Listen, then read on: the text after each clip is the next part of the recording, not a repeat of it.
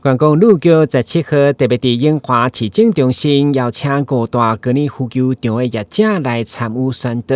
包括相关的观光产业嘛拢出席踊跃。该计划以国际观光客为目标，特别是韩国有真侪客群拢介意天气一寒就刷到其他国家拍球，所以台湾配合体育署推展特色运动观光都有真大优势，加上结合大房等资源来设计相关游艇，业者拢表达肯定。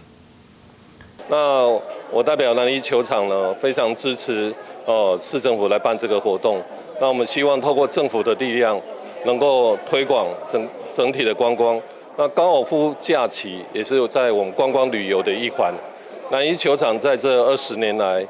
陆续都有韩国团比较大量的旅客在冬天的时候来到我们南一球场来打球。当然住宿的方面也有住高雄，也有住台南，所以我想这个是一个很重要的旅游观光的一个重点。那我们希望台南市能够更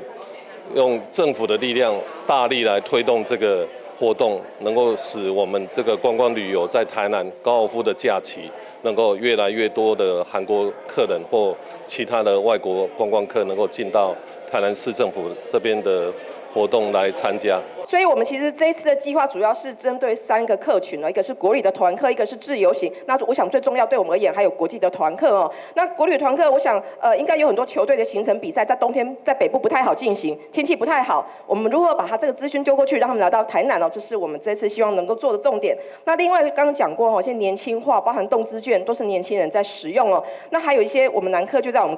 附近而已，南科的打球的商务的招待、三五好友的招待都非常适合自由行的一些包装。那另外呢，就是团客部分、国际客部分、日韩客人，其实本来我相信各位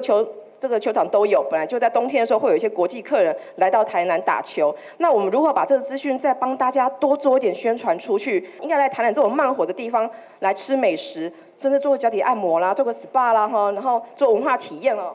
台南是非常适合的一个城市哈。所以呢，我们会分成2个阶段来进行。这次请大家来，就是希望大家可以跟我们的饭店、旅宿、观光业者，还有我们的这个旅行社能够做一些结合，包装出示范的流程之后呢，我们针对国旅跟针对国际呢，分别来做行销。观光路阁表示，台南已经做好迎接国际运动休闲观光的挑战，期待国内外介意拍球的朋友来到台南，就会享受高尔夫球运动的趣味。台南新闻管制何秋芳采访报道。